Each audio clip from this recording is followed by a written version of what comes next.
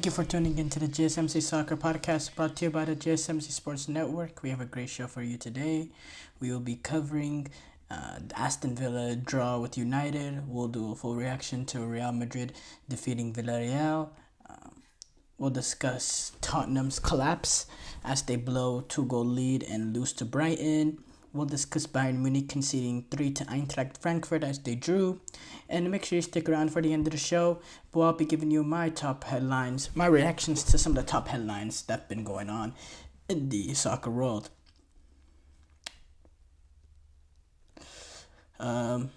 If you have a question during the show, we want to hear it. Your input is a big part of what makes the show successful, and we thrive on your energies and insight. Whether it's a quick comment, a thoughtful question or opinion you just have to share, don't hesitate to drop in the chat. Now, if you want to make absolutely sure your message stands out and gets featured on the show, there's an easy way to do that. Use the super chat feature. Just click the $ at the bottom of the chat box to send in your super chat. This guarantees that your message gets on the air, and it's also a fantastic way to support our channel. We really rely on your support to keep bringing you sports content you love, and we appreciate every bit of it.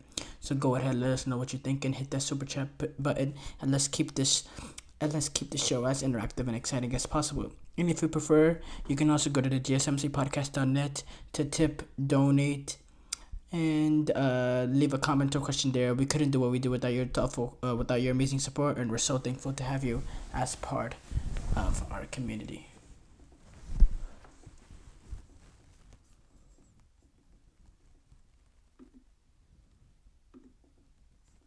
We have to start off with Aston Villa United game. It finished 0-0, 0-0, anticlimactic game in my opinion. I was expecting to see some very interesting game, and I didn't think we were gonna get a 0-0 draw. I thought there was definitely some goals in it. It finished 0-0. It was the first goalless draw at Villa Park in the Premier League since May 2021. That is 62 matches ago. That's quite a stat there. United, they really failed to inspire, to be honest. Villa, they were okay. It's not a bad, horrible point for them. They entered the international break with 14 points after 7 games, which is a pretty decent start for Aston Villa. I do have to say it's a pretty good start for their season. They find themselves 5th in the Premier League, level with Chelsea, who are 4th place, and then 3 points behind Man City and Arsenal. This puts United's point tally lowest in their opening 7 matches of a Premier League since 1989-90 season. They ended up finishing 13th. That was actually Sir Alex Ferguson's lowest ever league finish as a manager.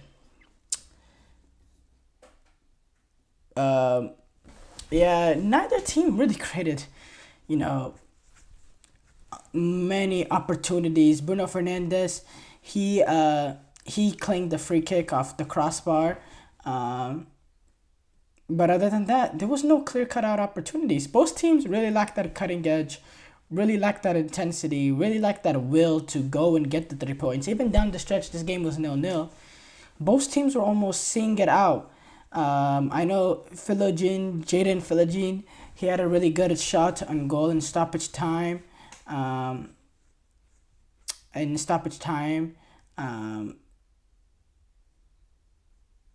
Dalot, he ended up blocking it with his back. But still, it was... I don't think any of those teams, based on the performance we saw on Sunday, I think 0-0 is perfect. United's horrible start to the season has really put Erik Ten Hag in the spotlight. There's supposedly a meeting that's going to happen tomorrow. And it's believed that, a lot of the, top level at United were at the game. Sir Jim Ratcliffe, one of the co-owners, Omer Barada, the CEO, and their sporting director Dan Ashworth, and technical director Jason Wilcox were all present at Villa Park. So it shows the importance of this game. They were all present there in an away game. We see them commonly at Old Trafford, but to see them away at Villa Park, all of them be there. Yeah, and Villa, they were coming off a extreme high in winning that Champions League game over by midweek on Wednesday. So having this game after a game like that could really be an emotional letdown. And you could see, especially in that first half, you could see the energy levels weren't there. It seemed like there was a little bit of that emotional letdown in this game, I do have to say. It wasn't... It wasn't the sharpest and most attacking, intending team of Aston Villa. And I did think United played a lot better than what we've seen of them in their last few games. The bad result against Twente, the 3-0 loss to Tottenham, and then the bad, or not the worst, but the draw with Porto, in which they conceded a 2-goal lead. I do have to say, I thought United looked a little bit better than that. Looked defensively more solid. Had more cohesion, more free flowing. Marcus Rashford, I thought he wasn't he wasn't horrible. He had a few opportunities. He was lively here and there, and he forced Martinez to make a save. Rodgers, he had a few moments of magic too. Morgan Rodgers for Aston Villa. Ezri Konsa, this is a big story from this game, he actually had to leave the game in the 12th minute. He was clutching his hamstring. That's a blow for Villa and a blow for England, who are going to be missing a important depth player in that back line. He's going to miss the Nations League game against Greece and Finland. We know Ezri Konsa important part in how they defend at Aston Villa, so that could be a loss. Harry Maguire, he actually limped off the pitch as well at the end of the first half. He's a little surprisingly, he started this game, I guess, on the momentum of getting the equalizer at against Porto in Europe. It was weird. No Lindelof, no De Ligt. Not Lindelof, no De Ligt and Lisandro. They were both on the bench, and he went with Johnny Evans and Harry Maguire. He went with that little bit of experience in Johnny Evans and Maguire. Maybe he was saying, maybe he thought he started De Ligt and Lisandro midweek at Porto. He wanted to give them a rest. Lisandro didn't even come off the bench, So that was a little surprising there. Ended up working out. Man United didn't concede any goals, and they didn't concede much clear-cut opportunities as well. But that's a dangerous thing to do. Leaving out, Lisandro Martinez, and something, in my opinion, took a little bit of a guts. You leave out Lisandro, you leave out De Ligt. If Aston Villa went into United, if you leave out De Ligt and Lisandro for this game going away to Villa, and they lose this game and they concede a few goals, there was no way, in my opinion, Ten Hag could survive. No, absolute no way. Now they're supposed to have this supposed meeting on Tuesday.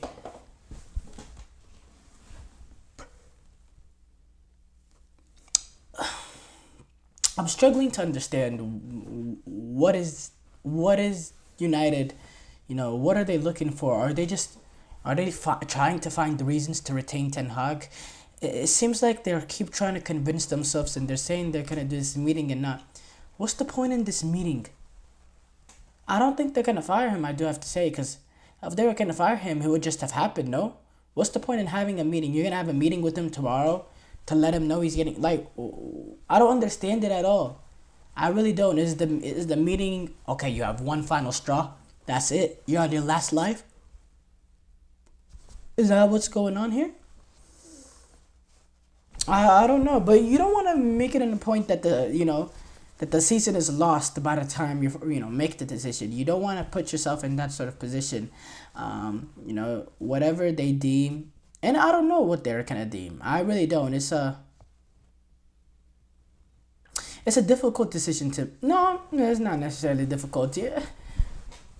I don't see Ten Hag turning around. I don't. I think he's making mistakes. He's making tactical mistakes. He's making mistakes in terms of in-game adjustments. He's digging his own grave.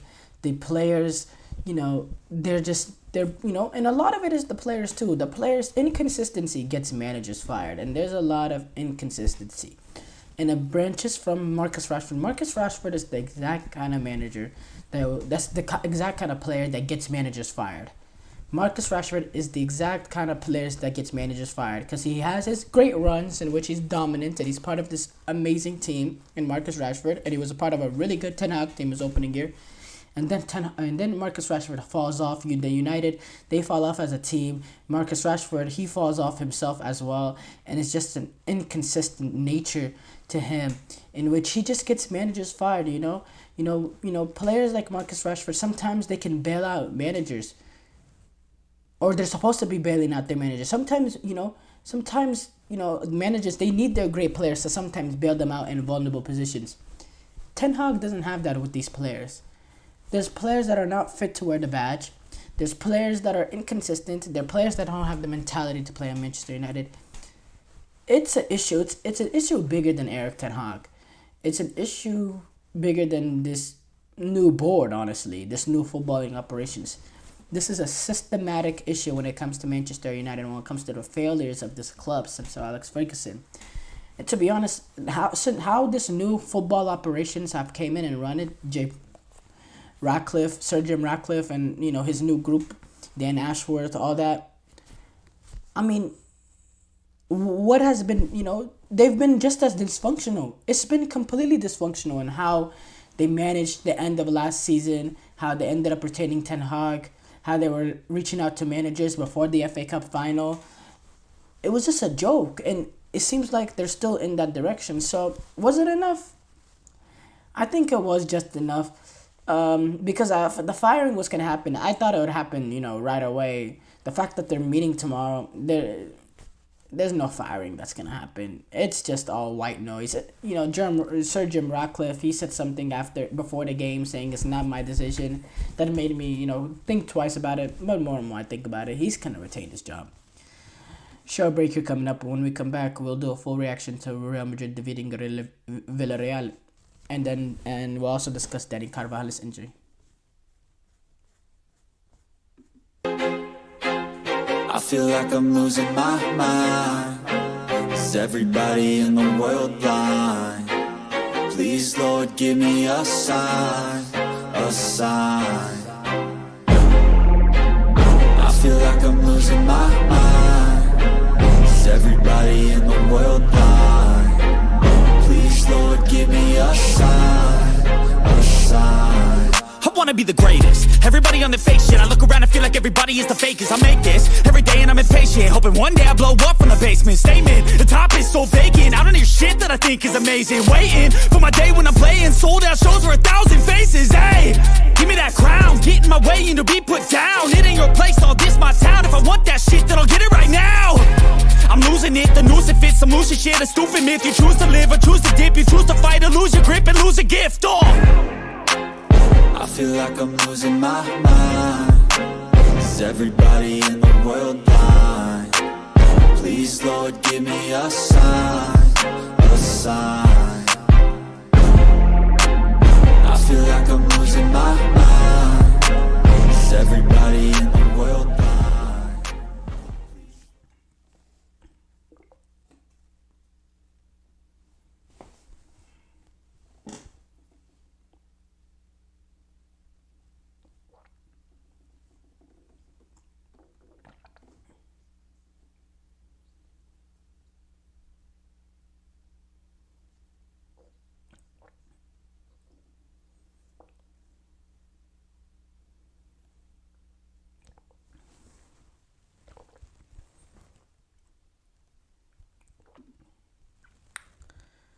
Before the break, we talked about Aston Villa and Man United.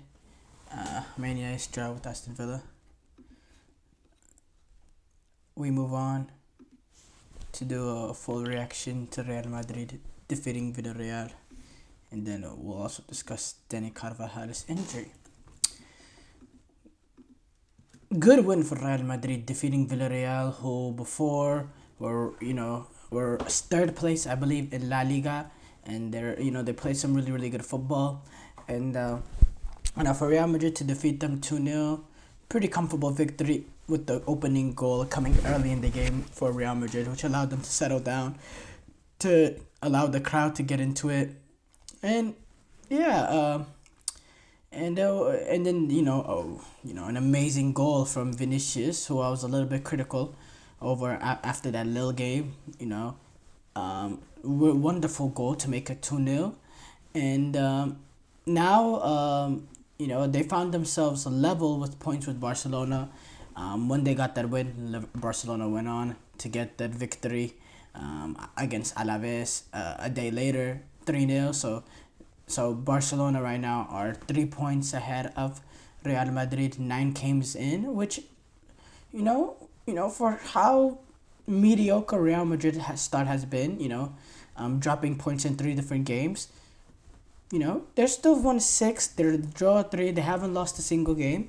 So they still find themselves within striking distance with Barcelona, only 3 points, which is not a lead at all. There was a point period where it was a 4-point lead already through 4 or 5 games, and so it was good. Real Madrid, they're being consistent. A little bit of luck early on in the 14th minute with the deflection, with Valverde's strike, and then it was a good win. It was a good win overall for Real Madrid. I think they've had a good response since they had that bad loss to Lille.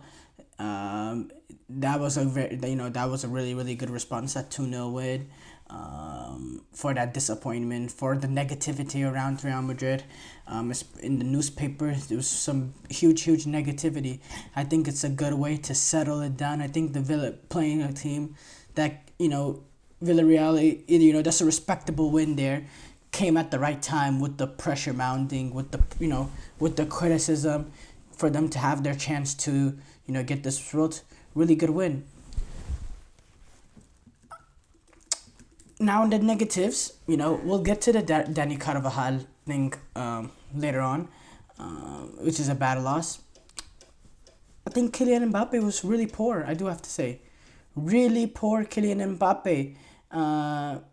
He was really, really bad, in my opinion. He looked like early La Liga Real Madrid, and he's been pretty poor since he's returned from injury. Yes, he's playing through something right now. He didn't have a single shot on goal. He wasn't lively in dangerous areas. He wasn't involved in play that much. He was almost drifting, He was almost drifting. Wasn't really involved with play. Didn't really, try to get too involved. Was a little bit isolated. Was a little bit distant. Was almost in his own world. And, maybe the injury has a little something to do with it as well. Returning a little bit earlier than maybe he was supposed to. But he was just not good enough. He was not involved, and if you didn't, if you're watching the game as a neutral, you probably forgot Mbappe was even playing. You probably didn't even he just didn't get involved, and he needs to start developing some sort of consistency at Real Madrid, I do have to say. I think the performances in general for him has been inconsistent since the 2022 World Cup. That he had a pretty crappy Euros. I think he had a, okay season at PSG. Did well in La Liga. In Ligue 1 in terms of goals and assist numbers. But overall had an okay, mediocre sort of season in last season at PSG. I think... it's a little bit concerning. I thought overall in midfield, great. I thought Villarreal and Luka Modric played a really, really good game, I do have to say. Luka Modric, that looked like the old Luka Modric. And yes, once in a while he is capable of that. He was able to pull the strings in the midfield. He was the composer. He dictated tempo. He was a good connector in midfield. And he played a really, really good game. Federico Valverde, one of the most underrated players in the world. He got that opening goal through the deflection, of course.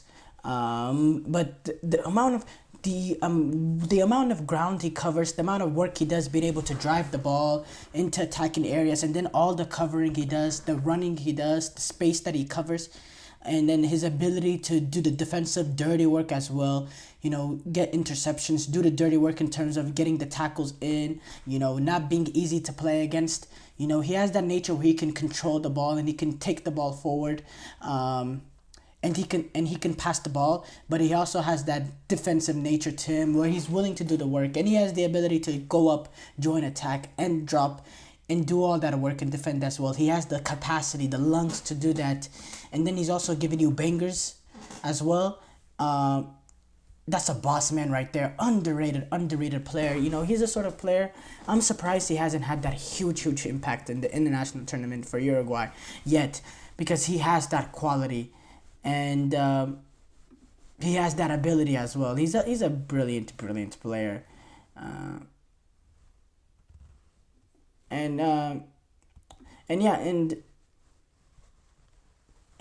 by the way, speaking of him, Uruguay, he confirmed Luis Suarez's points about Marcelo Bielsa. If y'all know a little bit of that was going on. He's went to a point he didn't exaggerate at any point. Wow, that's a crazy thing for Federico Valverde to say about his own, manager. But that's a little bit off topic. But we'll probably get to that later on. Actually, we'll probably get to that in the top headlines. We should get to that. But yeah, what a player he is, Federico Valverde. I just want to tip my cap. He's a great player. What was the other talking point? Vinicius, I thought he played a pretty good game. He had that really good goal as well. I want to send my respect to him. Dani Carvajal, sad injury for Real Madrid. Dani Carvajal, that almost larger than life figure for them, the legend. How many years we seen him play right back. Now he's 32 years old. On the aging end, tearing his ACL. And he suffered an LCL injury as well. During the late in the Madrid 2-0 win, you could tell right away there was some issue. You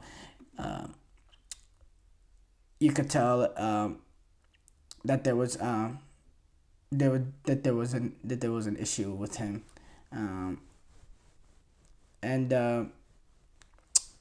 It's a bad injury for Real Madrid, because they don't have that much depth at right back, with Dani Carvajal going down, that's an issue. There's limited depth in that position, and in generally historically, fullbacks over the last 8-9 years or so hasn't been the strongest part of Real Madrid's team, with the on both sides, generally it's been Ferland Mendy and Dani Carvajal. They're not Dani Carvajal, he's a really good fullback, one of the more older school fullbacks, and he's a leader as well. He'll do the defensive work and he'll show up in the big games. You remember, that performance against Luis Diaz in that Champions League final. I mean, he was absolutely magnificent. He scored the goal in this past Champions League final against Borussia Dortmund to open the deadlock, that late winner. And the fact that, the only other replacement you have right now is Lucas Vazquez, that's not even his primary position. That's something he's going to be filling in. With the transition he's had at Real Madrid.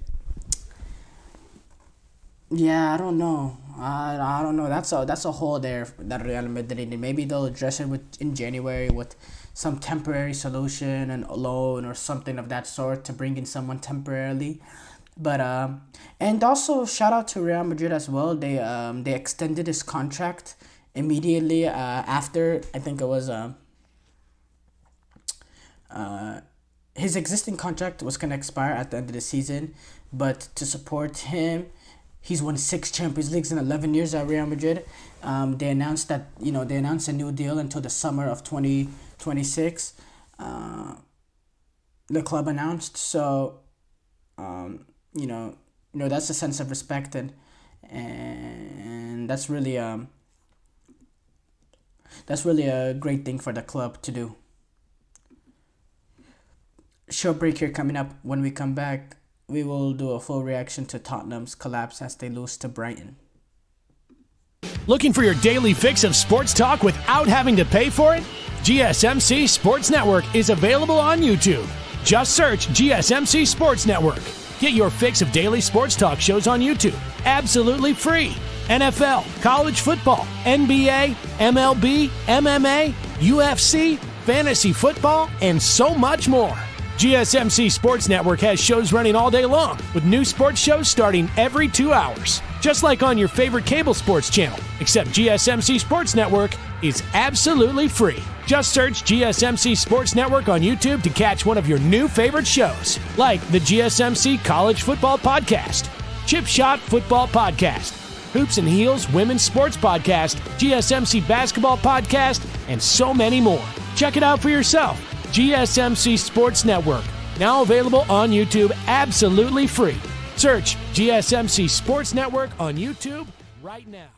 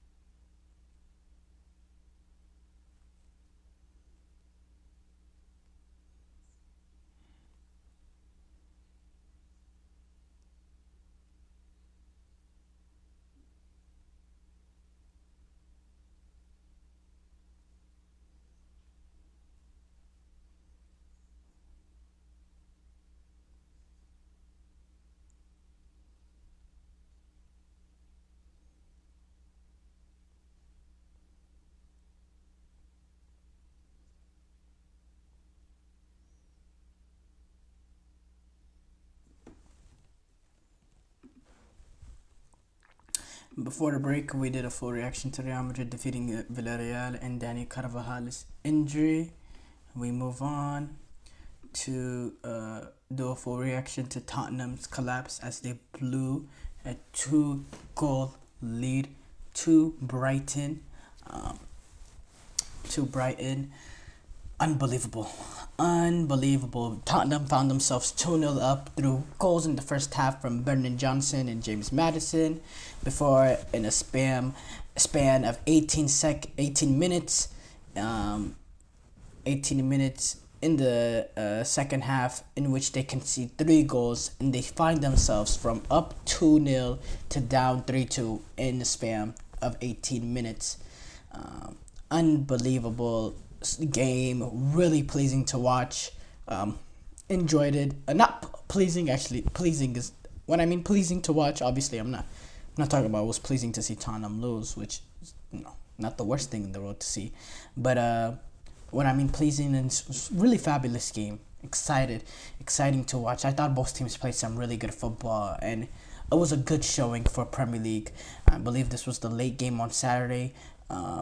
So it was a good showing for the Premier League.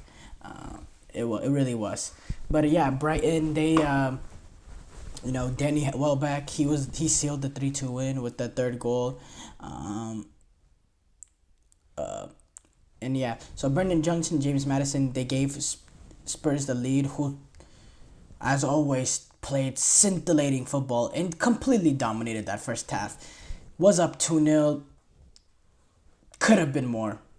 You could argue should have been more. Completely outclassed Tottenham. The frustrating thing is Tottenham overall, they play such good football. And their expected goals gotta be up there in the league when it comes to, gotta be top 3. They just dominate everybody in periods of the game. They completely dominate everyone. But yeah, the game, fell upside down, and we know Tottenham and their really, really high line that they play with Postecoglou, incredibly high. No looking back sort of defending. And it turned upside down when Tottenham's defense really fell apart in that 18-minute span. Yankuba Minta, he pulled the goal back 3 minutes after the start of the second half. And then Jorginho Rutter, he was able to equalize with a close range finish.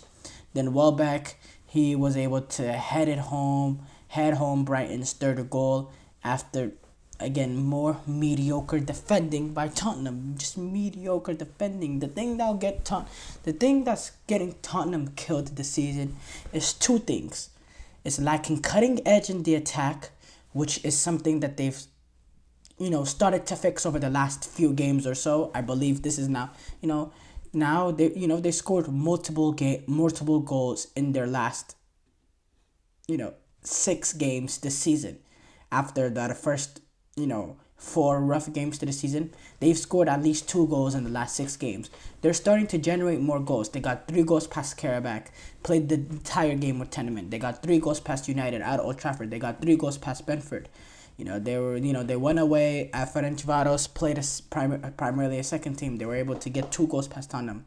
Here today, they dominated that first half. They got 2 goals. But earlier on, they lacked that real cutting edge. And also the second thing is, defensively, they're daft. They make mistakes. They play a really, really high line, and it can get them caught out, especially early on. Especially in that loss to Newcastle, they would completely dominate that game. And then out of nowhere, Newcastle would score a goal. Both goals came extremely against the run of play. Now, you can't really say these goals came against the run of play because they happened early in the start of the second half. And once that first goal came from Yankuba Minta, the pressure started mounting. And you saw that from Tottenham too when they played against Leicester early on. The first 65 minutes, they're completely dominating the game. One moment goes against them, Leicester score, and then they're on the back foot. They're getting pressured for the next 10-15 minutes.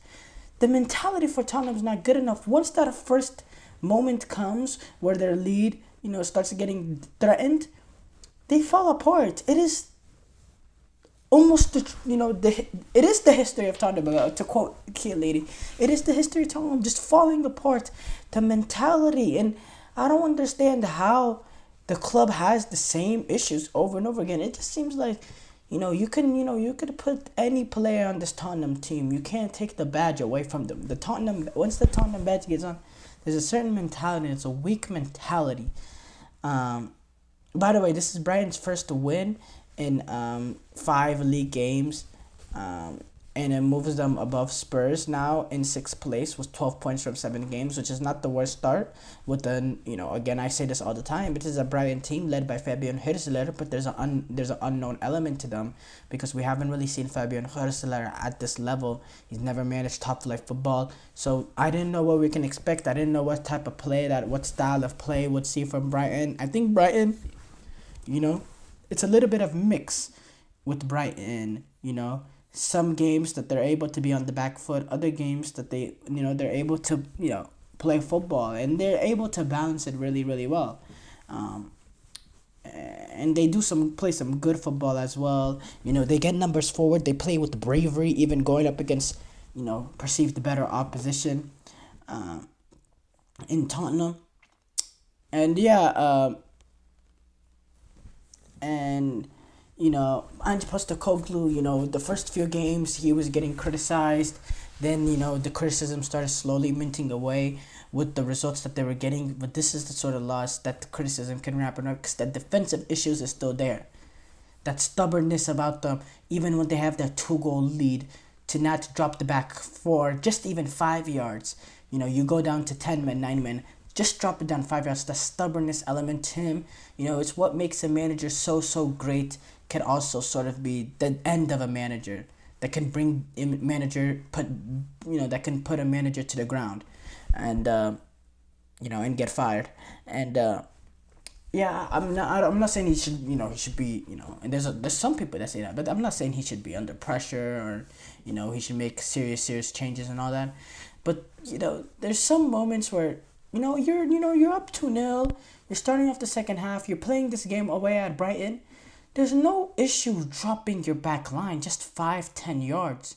You're defending a 2-goal lead, and that doesn't necessarily mean, you have to play the game in your half now, play defensive and not be able to play. No, but you don't have to be full throttle, still at the halfway line. Make yourself extremely vulnerable for the ball in behind. Especially in periods where, once that goal came earlier from Brighton in that second half from Yakuba Minta, and you made it 2-1, especially, there's certain periods that you might, you might be in a struggling period. Why not have the sense of awareness for just 10-15 minutes? Just keep the center halves together. Keep the fullbacks dropped down. Move the line back just 5-10 yards. Just for 10 minutes. Tell the holding midfielder, don't move. Just stay in front of the center halves. Just for 5-10 minutes. Just to see it out. Just to ease the pressure. Just to, get more control of the game. And then slowly make your way back forward. And start getting back to the football that's embedded in the system, in the minds and the psyches of what Postecoglou has done to these Tottenham players. There needs to be better in-game adjustments and in-game decision making, and sometimes it comes from the leadership on the pitch as well. Sometimes it's up to who's the most experienced person in that back line. Probably Christian Romero. They are pretty young. That is a pretty young line. Pedro Porro. I think he's 25 or so. Van de Ven is 23. Udogie is, I believe he's 21. Christian Romero, he's 26. He's a World Cup winner. He's the experienced, center half. He's not really, he's not a, an old 31, 32-year-old or anything, but he has that experience. He's that World Cup winner. Why doesn't he tell Bentancur, just stay right here. Just stay here. Just stay here for 5-10 minutes. Don't move. Van de Ven, Udogie, Porro, drop back 10 yards. Let's observe. Let's just ease our way into it now. We're down 2-1, we're only up 2-1. The pressure's starting to rack up. Let's make it easier for ourselves, and then we'll slowly get back to playing the football that we're playing. There's not that awareness. And yeah, it's something that they have to adjust over this international break, because, well, now, there's expectation now with Tottenham. They were that acute team last year. Now they're expected to be in there, that battle for top 4. So, yeah, I'm looking forward to seeing them after the international break. But overall, it's a horrible loss for them. It really is. Short break here coming up. When we come back, we'll react to Bayern Munich conceding 3 to Eintracht Frankfurt as they draw.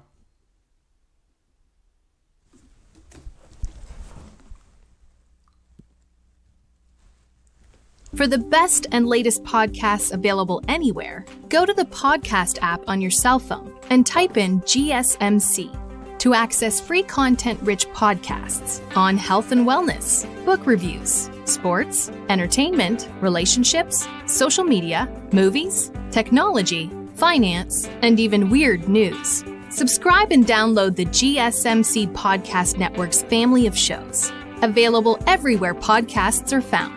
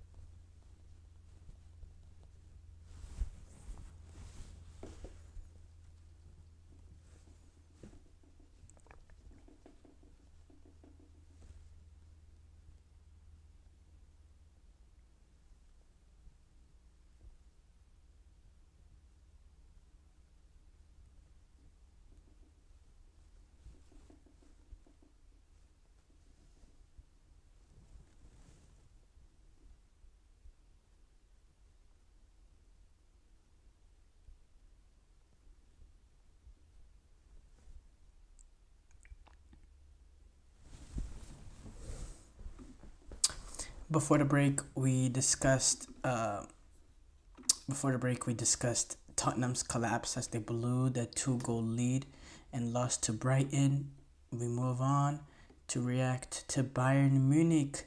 They conceded 3 and lost to Eintracht Frankfurt.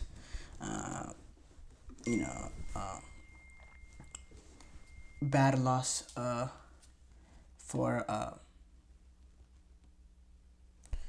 or not bad loss, but unfortunate drop points for Bayern Munich in that display because of how they lost, or how I keep saying lost. It feels like a loss for Bayern Munich now. Vincent Kompany, he would argue that based on what we heard from him in the post-game presser. But it was a fun game. Again, really fun game. We had a quality all over the pitch. What's crazy is you get 2 goals from Kim Min-jae Upamecano. But you also saw the vulnerabilities of them, and it's not. I don't want to put this all on the center halves. I do have to say, especially in this game. In this game, a lot of the goals that they conceded was not based on individual mistakes from the center halves, but it was just how open that they were. But Bayern overall, in terms of the 90 minutes, they dominated this game. They were the much better team. You look at the statistics: 24 shots for Bayern, 6 shots for Frankfurt, 13 shots for Bayern, 4 shots for Frankfurt. They dominated this game. They created more clear-cut opportunities. They had more control of possession. They played the game in Eintracht Frankfurt's half, and they took advantage. They took advantage of set-piece opportunities. They got a nice goal from Olise as well. They played a really, really good game, and they were much better, except Frankfurt in transition had that devastating nature to them. They were very, very ruthless. They were very, very clinical. And, the thing with Bayern Munich early on this season is they've dominated teams and suffocated teams so hard, so tightly that other teams have been, can't get out of the initial press and be able to, challenge the Bayern Munich's defense. But what we saw from Eintracht Frankfurt, and yes, playing at home at the Duschbank Park has gives you that a little bit extra oomph to do this. But they had that little bit of quality and composure to be able to play out of that initial press of Bayern. And what did I say? Once you're able to play out of that initial press of Bayern, you have so much space to attack this Bayern Munich team. Because, first of all, Alphonso Davies and Rafael Guerreiro, they're pushed up high in the field, joining into attack. Upamecano and Kim Min-jae, they're split out wide, and they're exactly not the most cohesive center-back partnerships. They're both vulnerable sometimes to certain mistakes. And you're going up against, a Frankfurt team that has pace in transition with Ekitike and Marmoush. That little bit of pace, direct ability, quality as well to, take advantage of the opportunities when they come. To be clinical with the opportunities when they come. The clinical and ruthless nature of Eintracht Frankfurt and the pace that they had to attack with the ability of being able to initially play out of the press is the reason why they could get 3 goals with only having 4 shots on target, with only having 6 shots in the game to get 3 goals. They were ruthless in transition. They had that devastating nature to them. And Bayern Munich, they have to make defensive adjustments. Number one, the center-back partnership with Kim and Upamecano. Is that how company see? Is that the way to go? Now, they don't have the depth to fix it. So if the personnel, is that an issue? In my opinion, yes. Some people will say it's just the way that they play. For me, Kim and Upamecano, sometimes they make mistakes trying to play out. Sometimes Kim is overly too aggressive, trying to win, battles in midfield, and he leaves space in behind. Sometimes he just makes defensive mistakes, last-minute concentration. Upamecano, he has a daft mistake in him every other game or so. That's an issue. Number 2, you want to play as open as Bayern Munich play. Okay. And then on top of that, you have, in my opinion, issues with the center halves.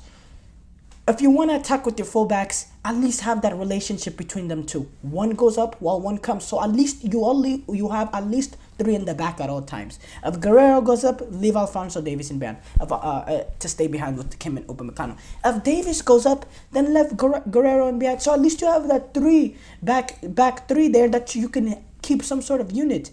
You're pushing both Alphonso Davies and Rafael Guerrero. You're forcing Kim and Upamecano to split out, which leaves you vulnerable to runs in between the middle. That gives a lot of space for players to play in transition to go after these players. It's just too open. And against teams that have that quality to play out of the initial press, they'll fry Bayern. And they've made some mistakes so far, Bayern Munich, they have this season. They have conceded multiple goals in games that they shouldn't have. Against Werder Bremen, against Dinamo Zagreb. That game finished 9-2, but Dinamo Zagreb brought it in halftime. They were able to make it 3-2, and it was a game for a little period, before they went on a runaway. Against Aston Villa, they lost 1-0. The defensive vulnerabilities was there shown. Why? John Duran was able to get in the middle because Upamecano and Kim Min-jae are getting caught in the transition and they're not able to get back enough. They're trying to they're trying to get back to their original positions in transition. They leave themselves vulnerable for Duran to play in the ball behind. On top of that, a compounded a mistake with Neuer trying to go get the ball. It leads to an empty nest goal from John Duran. And against Leverkusen, Bayern completely dominated the game and they got the point. But Leverkusen, they were suffocated. They didn't even have they didn't have the means, the quality to threaten that back line because they couldn't get out of that initial press. So for me, some of these defensive issues have been masked in the 5-0 win in Werder Bremen, the 1-1 draw at Leverkusen, the 2-0 win over Freiburg. There's serious issues with Bayern. They're entirely way too open. And the mistake of all mistakes, in my opinion, and I don't understand. For the life of me, I could never understand this. How are you up 3-2 in the 94th minute? In the 94th minute, how are you up 3-2? And you concede an equalizer on a counter-attack in transition. How does that happen? Someone help me. How are you up 3-2 and you get countered in the 94th minute for the equalizer? How? What kind of game management is that? In my opinion, that's on Vincent Kompany. Vincent Kompany is a retired center half. Did it at the greatest of levels, playing for Manchester City, the Belgian national team. Why is he not getting the team back? Push that back line at least 10 yards back. Be more. What are they doing playing that high? Why are they even putting themselves in a position that they could be compromised like that? It's unbelievable to me. It is a horrible mistake. It is terrible game management. It's a terrible way to concede an equalizer. And that's the sort of mistakes that just cannot happen, that you cannot drop points on mistakes like that. It's a horrible mistake. Horrible mistake. You cannot get counterattacked in the 94th minute when you're defending a lead. It happened to Brazil at the World Cup against Croatia. They're up 1-0 in extra time, about 5 minutes or so left in the game, and they get counterattacked. And I had the same sort of message afterwards. I wasn't on this network. I was on another network where I was critical of, Chichi, the Brazilian manager at that time, and even the Brazilian players. And on top of that, the Bayern Munich players, they have some responsibility in this. Where's the leader? Where is the leader on that pitch? Why does he allow them to be in a position, the leader? Thomas Muller, yes, he's not, a defender or anything. Thomas Muller, Joshua Kimmich, the experienced guys in this team, even Harry Kane. Why aren't they yelling, drop back 10 yards? Let's all as a unit drop our block just 10-15 yards to make sure we're not in a position to be compromised this late into the game. And one mistake in midfield, a ball being played in, and now Omar Marmoush is in behind and scoring an equalizer just like that. In a place that Bayern Munich should have never been in. And it's unbelievable to me. I couldn't believe what I was watching when I saw the equalizer. I do have to say, shocking decision. or not decision, but shocking game management. Short break here coming up. When we come back, we'll react to some of the top soccer headlines.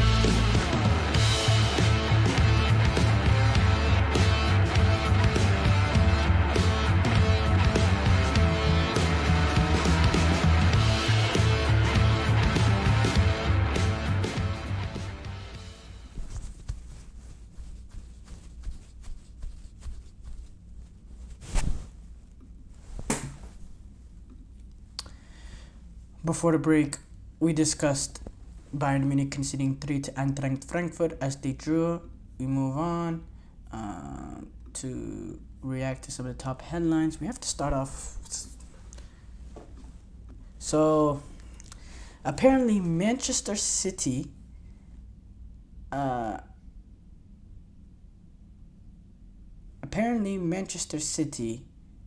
the Premier League both claim win in the AP case, the Associated Party case. I can't believe what I'm just reading here. City and the Premier League, they both claimed victory on Monday after an arbitration panel released its judgment on a legal challenge against the APT rules, the Associated Party Transition rules, which relates to the sponsorship deals between a club and other companies which may be linked, with City and then UAE's Etihad Aviation Group, being linked with shared ownership and all that. The case, it's unrelated to the 115 charges for breaching the Premier League financial rules, saw City claiming discrimination against golf ownership and that the rules were unlawful. The club said it had succeeded with its claims through the panel only upheld to sue City's complaints in relation to shareholders and how FMF is assessed, and all other challenges failed. City's bid to get the APT and FMF system were rejected completely, and the panel decided that it was crucial for the Premier League's profit and sustainability rules. I don't know how you could. I don't. You know what? I'm not even gonna go too far into that.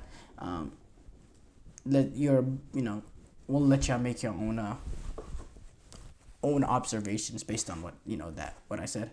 Pochettino, he has confirmed his staff ahead of his first games as managers of the U.S. men's national team, with these friendlies coming up against Panama and Mexico.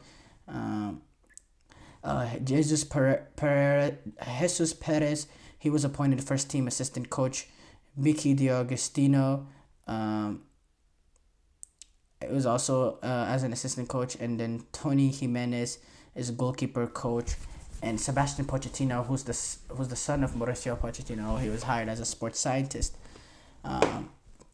We know Pochettino, he's coached Espanyol, Southampton Town, and PSG and Chelsea before the U.S. men's national team hired him last month to, manage to cycle through the 2026 World Cup. And Pochettino did say in his introductory news conference that he was going to be bringing his staff along, which is great. They have that cohesion, they have that trust, they have that, belief in each other.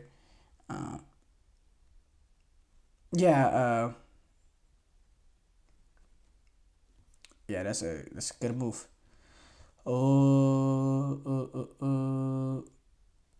AC Milan boss Fonseca was really frustrated and furious over the penalty drama regarding Christian Pulisic. So AC Milan coach Paulo Fonseca was really confused over Pulisic not taking the penalties in their 2-1 loss to Fiorentina, despite him being the penalty kick taker for AC Milan. The AC Milan had 2 penalty kicks during the game against Fiorentina, and Fonseca was shocked to see that it was Theo Hernandez and Tammy Abraham who took the penalties, and both penalties ended up being saved by David De Gea. Fonseca said after the game, said, our designated penalty taker is Pulisic. I don't know why the players changed their minds. I have spoken to them and told them that this can't happen again. Keep in mind, this is a Pulisic that was very informed, and he did get that initial equalizer, which was one heck of a goal. It was a beautiful goal. After they went behind, he got that equalizer, and it was his 6th goal of the season, which he's been absolutely dominating. Christian Pulisic, and he's had an issue midweek as well. He had a flexor problem, and Fonseca said they were able to manage it, and they were able to get Chukwueze in the 81st minute. But yeah, it was really surprising to me why that happened, the Pulisic thing.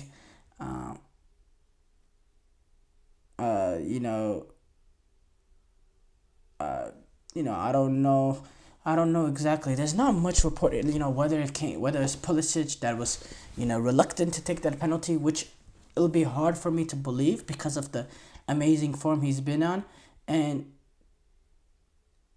we know, Pulisic, he banks on penalties, man. He's a really, really good penalty kick taker. There's also been a video that surfaced which shows that Tomori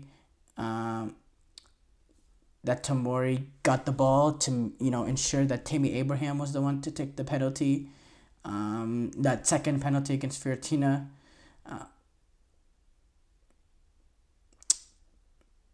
I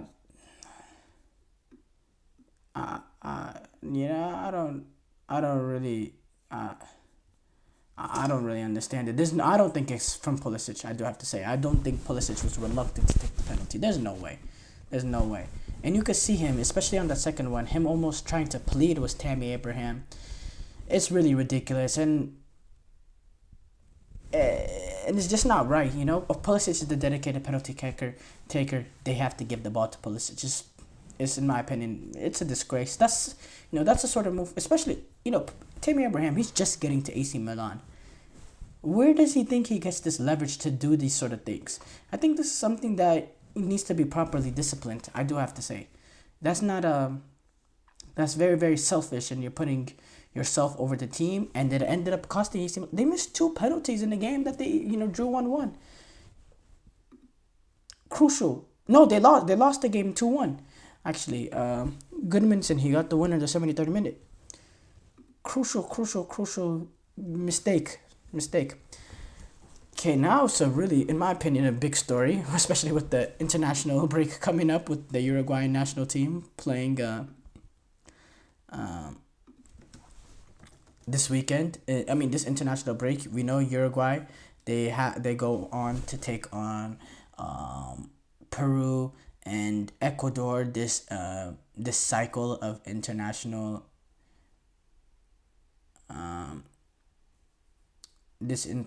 international break. And Federico Valverde, he agreed with what Luis Suarez said about the difficult working conditions and what's been going on. Valverde said, in the end, there are things that are true. You don't have to deny anything in the end. You always have to be honest. But it's also true that the best thing to do about problems is to talk about them among the team. Talk about them with the person who needs to be talked about. It is true that some things happens. Some problems have a reason, and they needed to be resolved, and they need to be resolved behind closed doors. The priority is to be in a harmonious environment for the good of the team. We know what Suarez said about the disconnect between Bielsa and the team, and and what's been going on, and then and we know the issues there, and yeah, that's gonna be very, very interesting to see how it goes. 'Cause look, I do have to say, Uruguay is a team that has talent. They have talent. They have the right mentality. They have a winning culture about them, and they have everything that they need to go and make a run in this World Cup. And in my opinion, they have a brilliant manager in Marcelo Bielsa. Just tactically, his style of play, the way he wants to go about it, his approach, his experience in international football. Yes, but if the harmonious nature is not with the team, that's something that could, almost, turn it into a disaster. We've seen the French national team do it on a glorious level at a major international tournament. Uruguay, they don't want to find themselves to be in that sort of position. So whatever issues that they find with Marcelo Bielsa, it's something that needs to be nipped in the bud right now. Something both sides need to come together and fix their issues. And because Uruguay, in my opinion, is an international team with some huge potential entering the 2026 World Cup. Thank you guys for tuning into the GSMC Soccer Podcast presented by the GSMC Sports Network. Your support means a lot to us, so please remember to subscribe to the show and leave a positive review. It really does make a difference. We also invite you to follow us on Facebook, Twitter, TikTok, and Instagram for more content and updates. So thank you once again, and have a wonderful, wonderful day.